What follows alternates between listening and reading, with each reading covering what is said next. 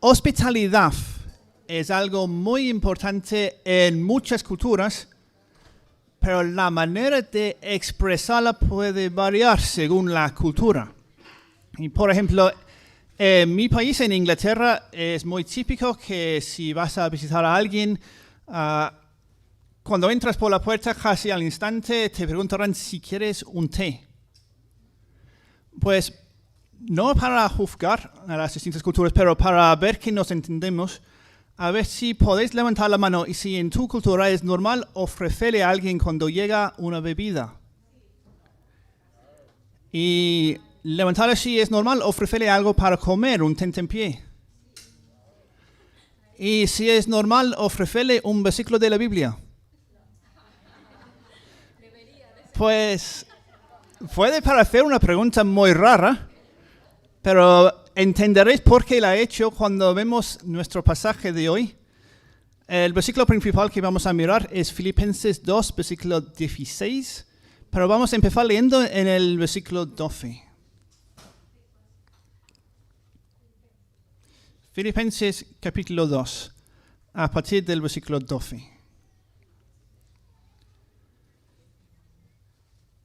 Así que, amados míos, tal como siempre habéis obedecido, no solo en mi presencia, sino ahora mucho más en mi ausencia, ocupaos en vuestra salvación con temor y temblor.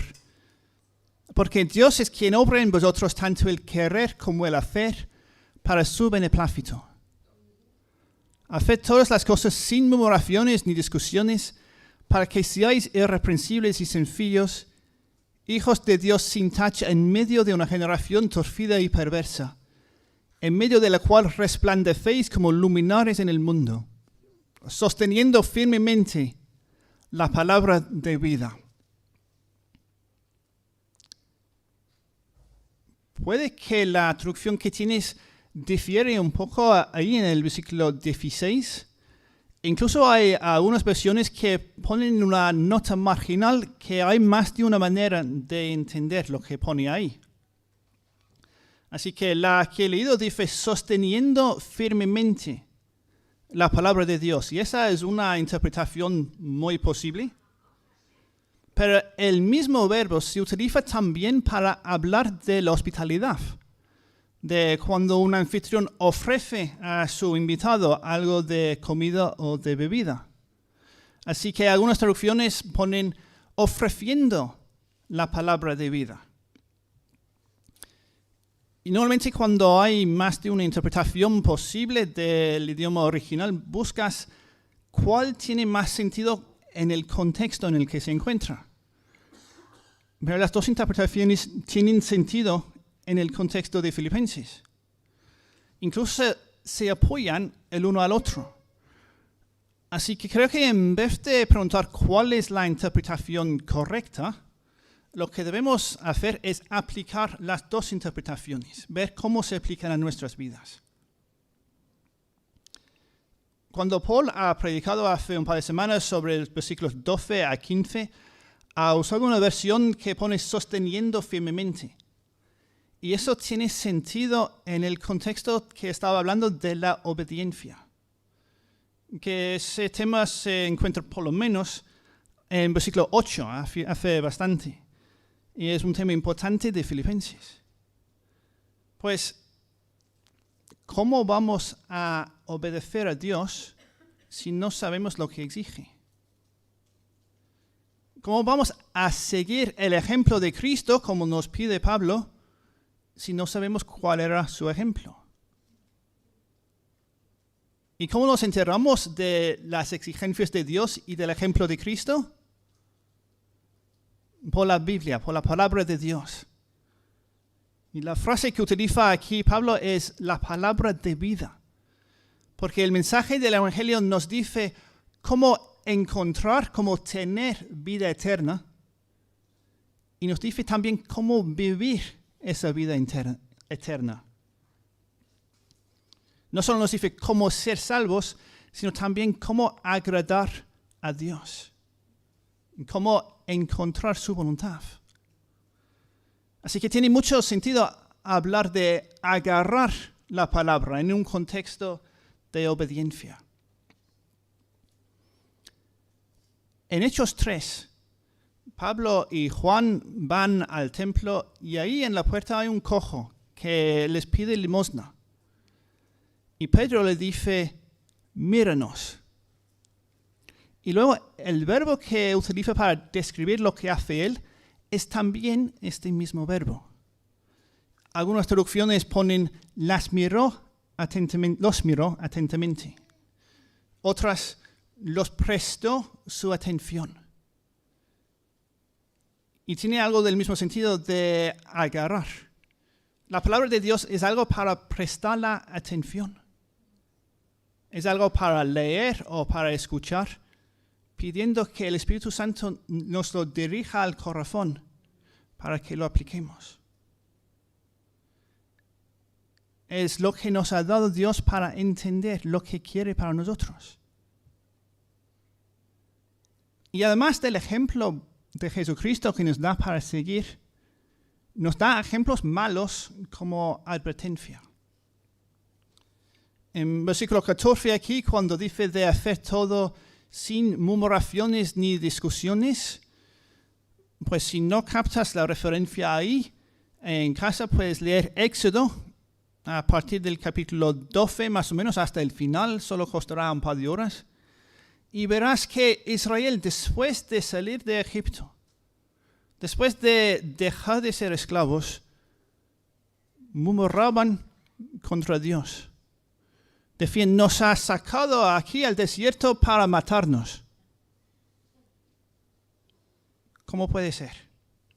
Pues eso está ahí como una advertencia para nosotros que no sigamos ese ejemplo. En el versículo 15, cuando habla de hijos de Dios en medio de una generación perversa y torcida, ahí también hay referencia a la época justo después del Éxodo.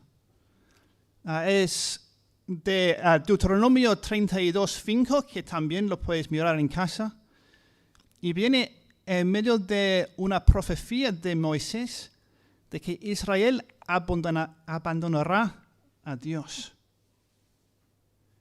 Si no prestamos atención a la palabra de Dios, difícilmente seguiremos el camino correcto.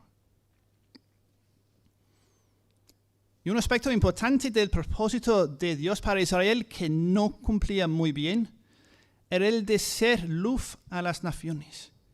Debían atraer a las naciones alrededor para que dijeran, queremos adorar a vuestro Dios porque vemos que Él es mejor que los dioses que hemos conocido hasta ahora. Pues uno de los ejemplos malos que pone el Antiguo Testamento es el de Jonás, que fracasó con eso, pero de muy mal manera, que Dios le envió a los asirios para decirles, lo que hacéis es una ofensa en mi vista, arrepentíos. ¿Y qué hace Jonás? Desobedece un mandamiento explícito y huye en la otra dirección para no decirlo, porque teme que los asirios crean a Dios. Eso no es nuestro ejemplo. Dice aquí que debemos brillar como fuentes de luz en el universo.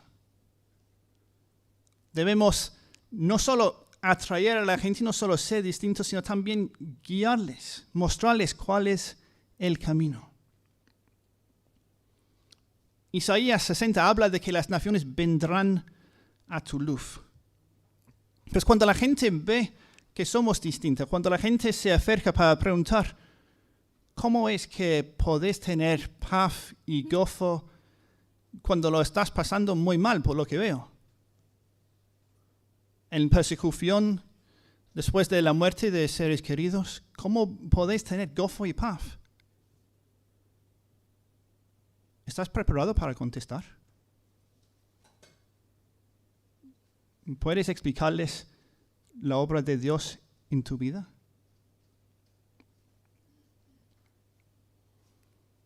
Ahora, las traducciones que hablan de sostener firmemente la palabra de Dios, de ninguna manera quieren que lo interpretemos en el sentido de lo agarro porque es para mí, no es para nadie más. La palabra de Dios es como la felicidad. Si la compartimos con otra persona, no es que la dejemos de tener nosotros. Al contrario, si compartimos la felicidad o la palabra, va en aumento. Y si realmente quieres aprender tú la palabra de Dios, enséñala a otra persona. Estoy seguro de que yo he sacado mucho más de preparar el mensaje de lo que vosotros vais a sacar de escucharlo. El mensaje de Dios y su obra en nuestras vidas van de la mano. Si no brillamos en la oscuridad, ¿por qué querría nadie escuchar lo que tenemos que decir? Pero si brillamos y luego no podemos explicar el por qué, ¿cómo lo van a entender? Dice en Romanos 10:17 que la fe viene del oír y el oír de la palabra de Cristo.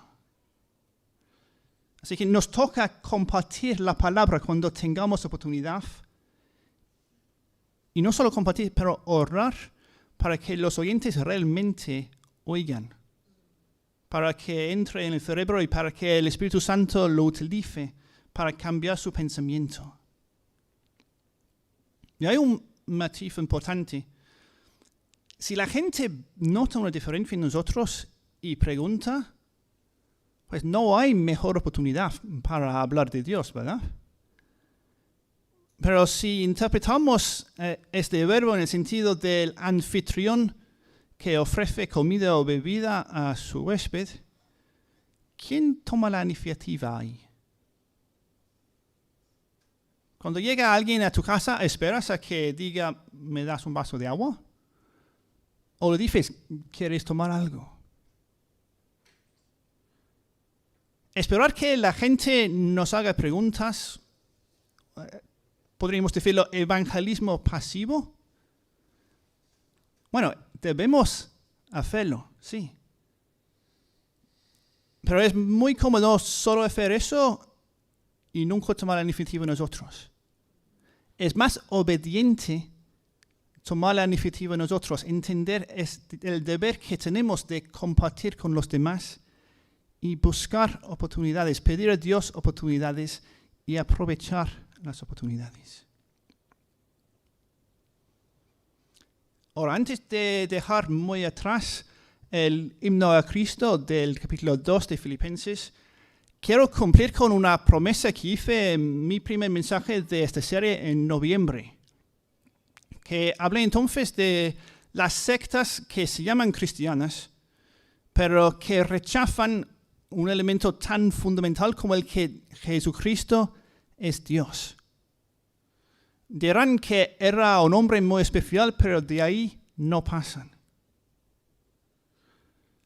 Y podrías preguntar, pero si esta gente lee la Biblia, ¿cómo es que no lo ve? Y la respuesta es que hacen traducciones propias que intentan ocultar la naturaleza de Jesucristo. Que no lo vean sus adherentes para que no los moleste. Harán 10 años o más me tocaron el timbre 2 mujeres que querían hablarme de Jehová. Y les expliqué que prefiero hablar de Yahvé, porque la palabra Jehová viene de coger el nombre de Dios, Yahvé, y las vocales de la palabra hebrea Adonai, que significa Señor. Que lo que pasaba es que los judíos en sus pergaminos ponían las vocales de Adonai para recordarles que cuando leen, digan Señor, y así evitan el riesgo de tomar en vano el nombre de Dios. Pues creo que las asusté. Me deben de haber puesto en una lista negra porque no volvieron jamás. Pero en el momento entendía que iban a volver. Así que me puse a leer su traducción de la Biblia para buscar algún pasaje que hubiera sobrevivido la censura. Y ahí en Filipenses lo encontré. Así que la próxima vez que hablo con un testigo de Jehová, quiero pedirle que lea Filipenses 2, versículos 6 a 11, y que me explique lo que dice de Jesús. Y seguramente tendrá una explicación. Pero luego orando para que el Espíritu Santo les abra los ojos, quisiera preguntar, y en el versículo 9, cuando dice que Dios le confirió el nombre que es sobre todos los nombres, ¿cuál nombre es eso? ¿Cuál nombre hay que es sobre todos los nombres? Tomando en cuenta lo que he dicho de leer Señor en vez de Yahvé, este pasaje dice 2 veces que Jesucristo es Yahvé. Primero en versículo 9, cuando habla del nombre que le fue conferido. Y luego en versículo 11, cuando dice que toda lengua confesará que Él es Señor. He citado antes Romanos 10, 17, que la fe viene del oír y el oír por la palabra de Cristo. Pues el Romanos 10, 9 explica cuál es esa palabra. Que si confiesas con tu boca a Jesús por Señor, o sea, Yahvé, y crees en tu corazón que Dios le resucitó de entre los muertos, serás salvo. La doctrina de la Trinidad no es una diversión de los teólogos. Es algo inherente en el Evangelio e imprescindible para la salvación. Así que si no eres cristiano y llevas todo el tiempo que estoy hablando preguntándote, ¿y esto qué tiene que ver conmigo? Ahí lo tienes. Eso es lo que necesitas para la vida eterna. Creer en la resurrección y la divinidad de Jesucristo. Y si te parece mucho, comprensible, pues puedes orar en tu corazón pidiendo a Dios, si esto, aunque suene a locuras, es cierto, que me lo hagas ver, que me lo hagas creer. Y si eres cristiano, si tienes ya vida eterna, ¿cómo estás viviendo esa vida? ¿Prestas atención a la palabra de Dios para entender su voluntad, para agradarle? ¿Ofreces su palabra a los que la necesitan, que andan perdidos sin Él hacia la destrucción? Los que podemos nos pongamos de pie y oremos.